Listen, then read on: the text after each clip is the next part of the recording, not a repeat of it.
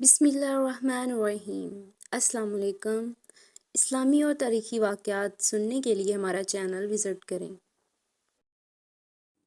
حضرت اکرمہ رضی اللہ تعالیٰ عنہ فرماتے ہیں کہ ایک ملک کا بادشاہ بہت ظالم اور کنجوس تھا۔ اس نے اپنے ملک میں یہ اعلان کر دیا کہ کوئی بھی کسی فقیر یا مسکین پر کوئی چیز نہ صدقہ کرے، کوئی کسی غریب کی مدد نہ کرے، اور اگر کسی نے ایسا کیا تو میں اس کے ہاتھ کاٹ دوں گا۔ یہ خبر سن کر لوگوں میں سنسنی مچ گئی۔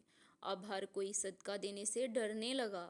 ایک دن ایک فقیر مجبور ہو کر ایک عورت کے پاس آیا اور کہا، اللہ کی رضا کی خاطر مجھے کچھ کھانے کے لیے دو۔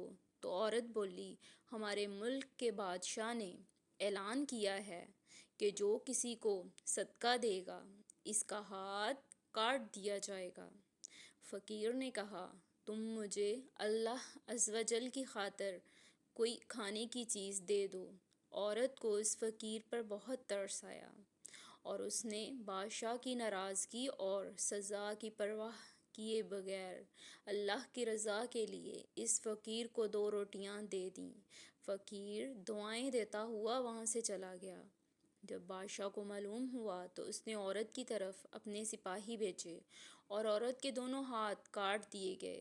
کچھ عرصے بعد بادشاہ نے اپنی ماں سے کہا، مجھے کسی ایسی عورت کے بارے میں بتاؤ جو سب سے زیادہ حسین و جمیل ہو تاکہ میں اس سے شادی کروں۔ تو اس کی ماں نے کہا، ہمارے ملک میں ایک ایسی خوبصورت اور بے مثال حسن و جمال کی پیکر عورت رہتی ہے کہ میں نے آج تک اس جیسی عورت نہیں دیکھی، لیکن اس میں ایک بہت بڑا عیب ہے۔ بادشاہ نے پوچھا، اس میں کیا عیب ہے؟ ماں نے کہا، اس کے دونوں ہاتھ کٹے ہوئے ہیں۔ بادشاہ نے سپاہیوں کو حکم دیا کہ فلاں عورت کو میرے پاس حاضر کیا جائے۔ چند سپاہی گئے اور اس عورت کو بادشاہ کے پاس لے آئے جس کے ہاتھ فقیر کو روٹیاں دینے کی وجہ سے کاٹ دیے گئے تھے۔ جب بادشاہ نے اس عورت کو دیکھا تو اس کے حسن و جمال نے بادشاہ کو بہت حیرت میں ڈال دیا۔ بادشاہ نے اس سے کہا، کیا تم مجھ سے شادی کرنا چاہتی ہو؟ عورت نے کہا، مجھے کوئی اعتراض نہیں۔ اگر تم مجھ سے شادی کرنا چاہتے ہو تو مجھے منظور ہے۔ چنانچہ دونوں کی شادی ہو گئی اور وہ ہنسی خوشی زندگی گزارنے لگے۔ لیکن بادشاہ کی دوسری بیویاں حسد کی آگ میں جلنے لگیں۔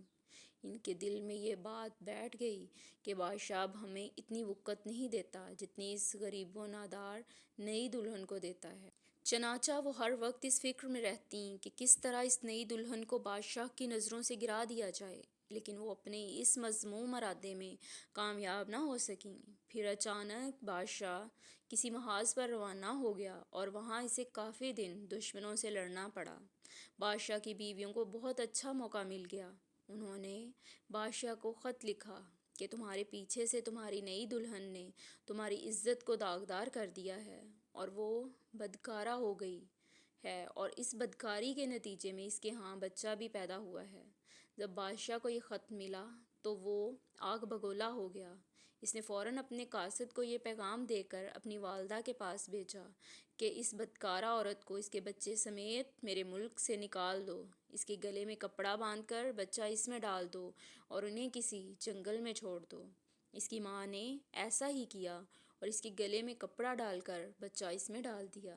پھر اسے ملک سے دور ایک جنگل میں چھوڑ دیا گیا۔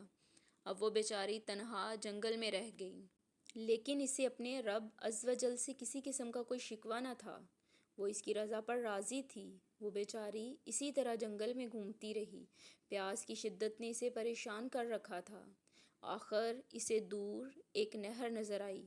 وہ نہر پر گئی اور جیسے ہی پانی پینے کے لیے جھکی تو اس کا بچہ گہرے پانی میں جا گرا اور ڈوبنے لگا۔